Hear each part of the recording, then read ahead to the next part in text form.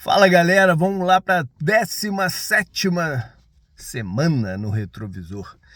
E a parada é o seguinte, eu quero começar falando sobre, acho que esse é o momento, falar sobre times, surpresas e decepções do campeonato.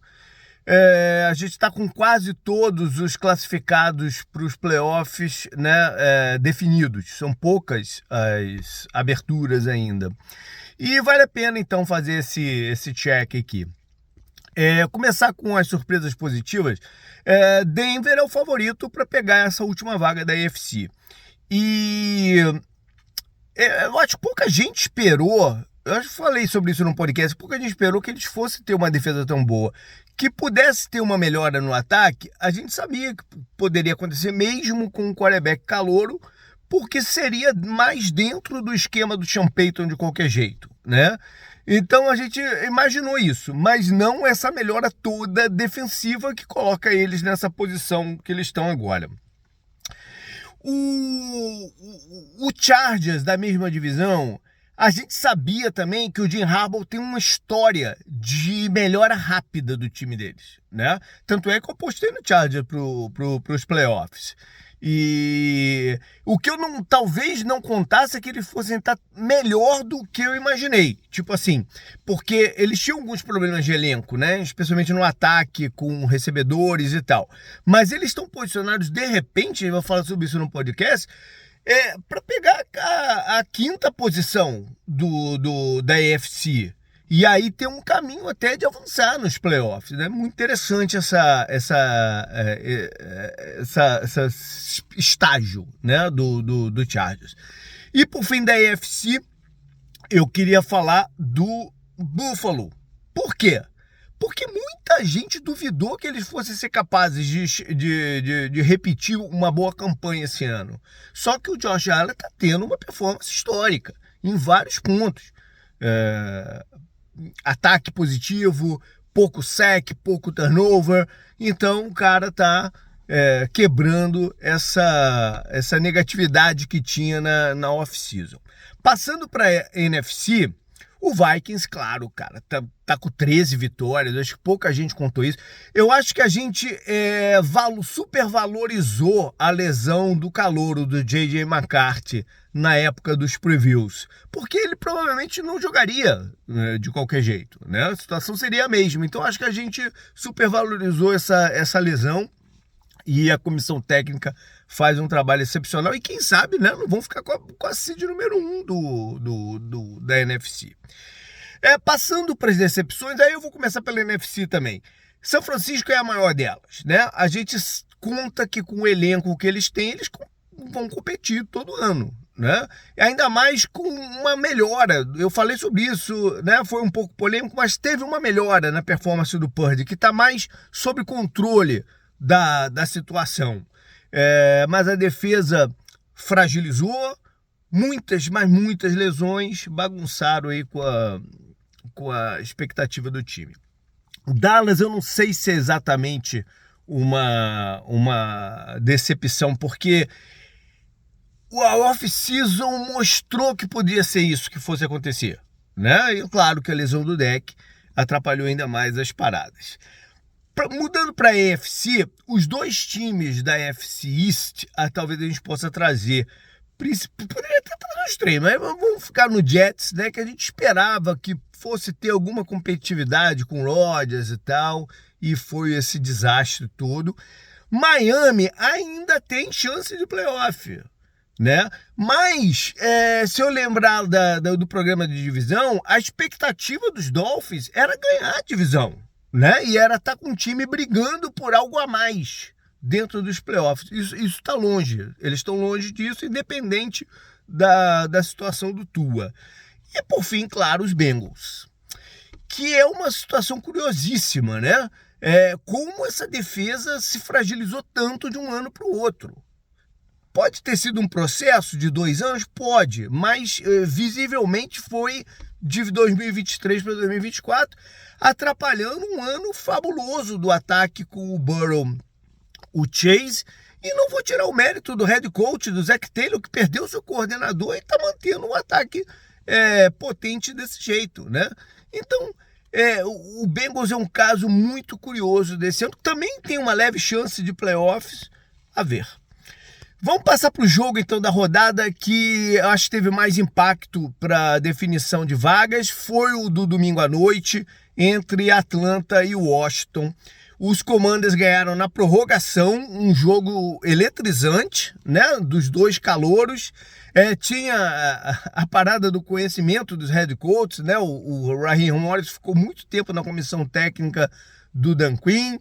E acabou que o Daniels fez a diferença na parada, né?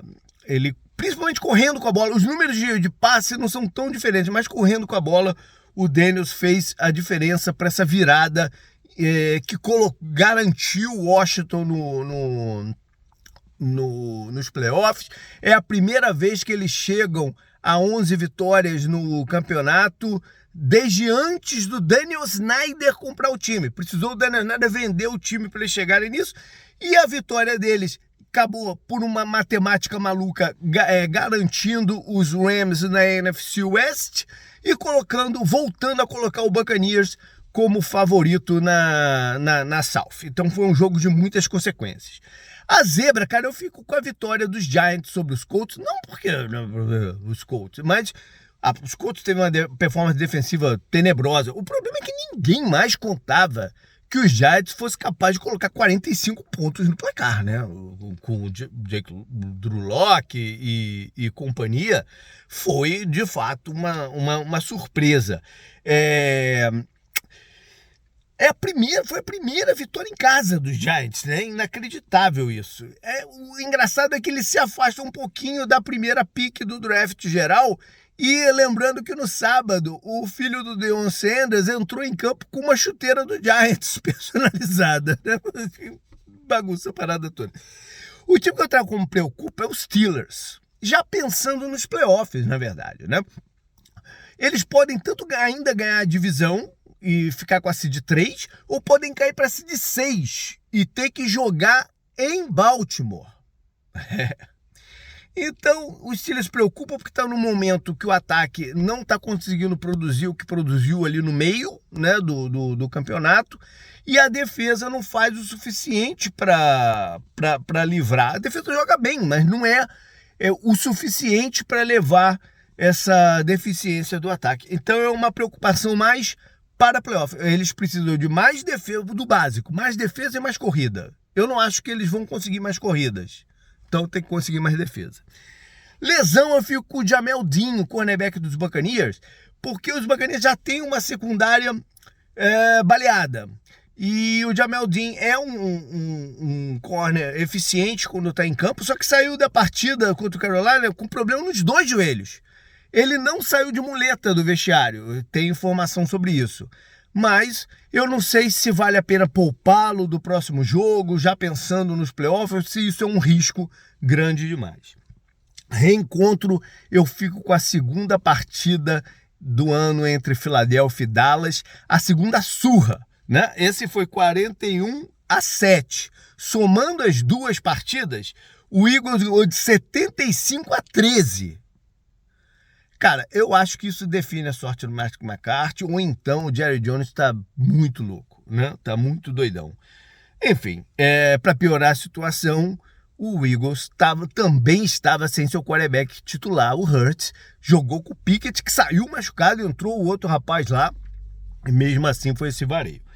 Up and down, eu vou para a partida de Baltimore, porque o Van Noy se transformou num pass rusher muito interessante. Ele foi um linebacker que tinha boa capacidade de blitz, mas jogava na cobertura. Mas ele está, de fato, sendo o pass rusher vital dos Ravens no esquema deles.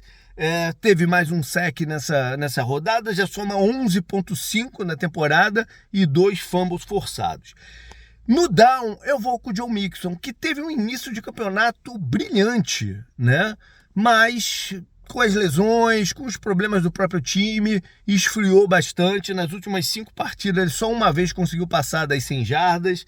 E nesse jogo, nessa surra, né, também, que levaram dos Ravens, foram só 9 tentativas de corrida, 26 jardas. Destaques meme da rodada, eu vou ficar no ofensivo com o T. Higgins. Porque era jogo de vida ou morte para os Bengals, os Broncos passaram à frente e ele meteu 3 touchdowns, né, para manter a chance do seu time. Ele que estava lesionado, e eu no podcast disse até que ele não jogaria, entrou em campo, 11 passes recebidos em 12 targets, 131 jardas. E, cara, ele vai entrar na off-season como um nome quente, né? A gente vai discutir isso mais tarde, mas como nome, ele entra com um nome quente.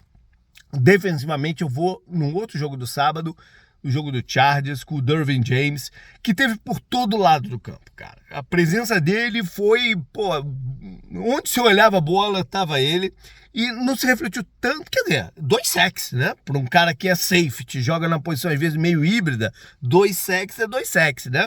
É isso, ele dá uma flexibilidade tática muito grande para os Chargers. Special Teams, eu vou com o punch bloqueado do Tryon Smith-Shonka. Nome difícil falar. Ele bloqueia o punt que sobe na mão do outro rapaz, o Russell, para touchdown. Bacanias ganhou fácil dos Panthers e tá agora na boca de se classificar.